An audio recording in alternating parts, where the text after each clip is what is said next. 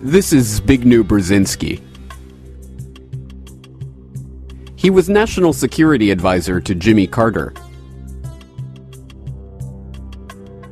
He is currently a top foreign policy advisor to Barack Obama. He has proven to be an outstanding friend and somebody who I've learned an immense amount from. And in 1979, he supervised a covert American intelligence operation to fund and train the Afghan Mujahideen that would form the base of Al-Qaeda.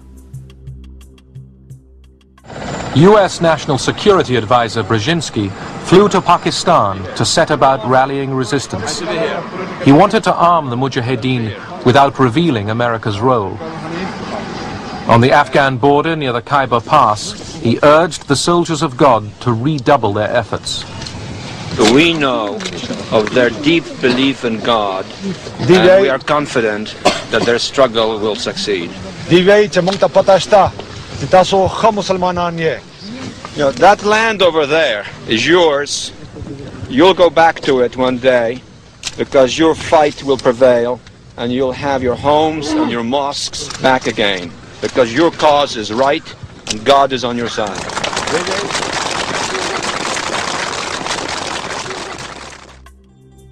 The CIA involvement with the Afghan Mujahideen, including an estimated $3 to $20 billion of American taxpayer money that was spent by the US to train and equip them, has been known and acknowledged for years.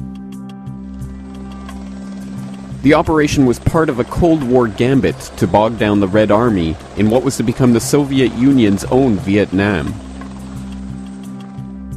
An unending struggle to occupy a country against a determined, and, thanks to the CIA, well-funded and trained guerrilla resistance.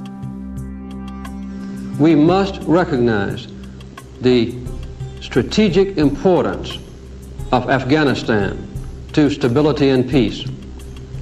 A Soviet-occupied Afghanistan threatens both Iran and Pakistan and is a stepping stone to possible control over much of the world's oil supplies.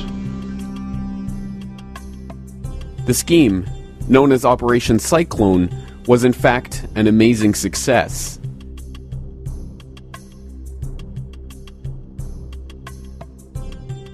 The years of guerrilla fighting and thousands of deaths demoralized the Red Army, drained the resources of an already overstrained CCCP, and emboldened citizens in other Soviet satellites to throw off the yoke of communist repression.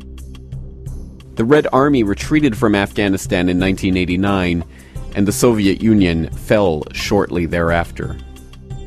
What is hardly ever acknowledged, however, is that the CIA involvement with the Mujahideen did not start after the Soviets entered Afghanistan, but before the invasion took place. This startling admission came directly from Brzezinski himself, who stated in a 1998 interview with a French periodical, "According to the official version of history, CIA aid to the Mujahideen began during 1980, that is to say, after the Soviet Army invaded Afghanistan, 24th of December 1979. But the reality, secretly guarded until now, is completely otherwise. Indeed, it was July 3rd, 1979, that President Carter signed the first directive for secret aid to the opponents of the pro-Soviet regime in Kabul. And that very day, I wrote a note to the president in which I explained to him that in my opinion this aid was going to induce a Soviet military intervention." This is an important point. What it means is that the CIA did not merely take a pre-existing movement of freedom fighters and aid them in their fight against the Soviets. What it means is that Western intelligence actively recruited Islamist extremists for the express purpose of provocateuring the Soviets into invading. By Brzezinski's own admission, if these Mujahideen had not been fostered by the CIA, the Soviets may never have invaded Afghanistan in the first place. In a very real sense, then, Brzezinski and the US government fostered an extremist element of militant Islamists and helped form them into an effective fighting force. It was from the ranks of these Afghan Mujahideen that another group was to emerge, composed mostly of so-called Arab Afghans, or foreign fighters who came to Afghanistan to take up the jihad against the Soviets. The expulsion of the Soviets from Afghanistan was to be just the first of their battles, and after the Red Army left, their attention was to turn elsewhere.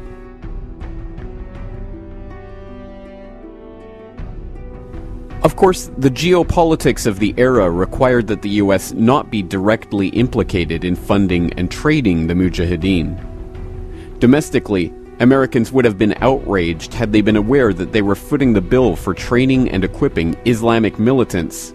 And internationally, if the Soviets knew the extent of the CIA involvement in the region, it could have brought the two superpowers to the brink of World War III. Consequently, the training, arming, and funding of the Mujahideen was run through a series of fronts and compartmentalized, so that not even those supposedly directing the operation knew its full extent.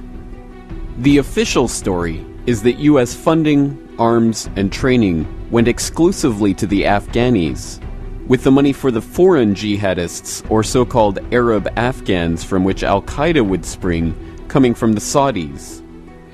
The facts on the ground, however, tell a very different story.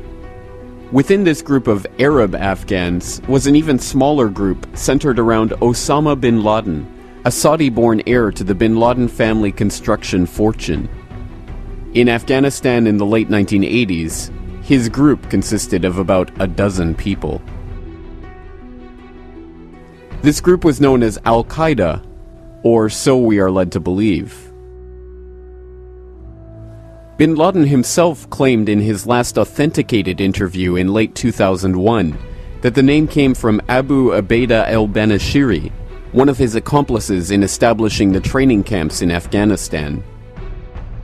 Strange then that 4 years later, after the 7/7 bombings in London in 2005, Robin Cook, the former leader of the House of Parliament in the UK, would write an article for the London Guardian in which he claimed Al-Qaeda, in English the base, literally referred to the database of Mujahideen who were being handled by the CIA in Afghanistan.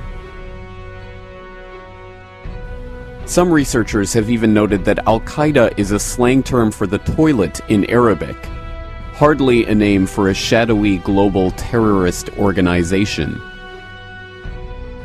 Regardless of how the group got its name, the fact is that this small group of militants were nurtured with the Afghan Mujahideen by the CIA at the behest of Zbigniew Brzezinski. There is evidence of direct US involvement with Osama bin Laden and the hardline Arab militants in all three areas of Operation Cyclone, including funding, training, and arming the Arab Afghans.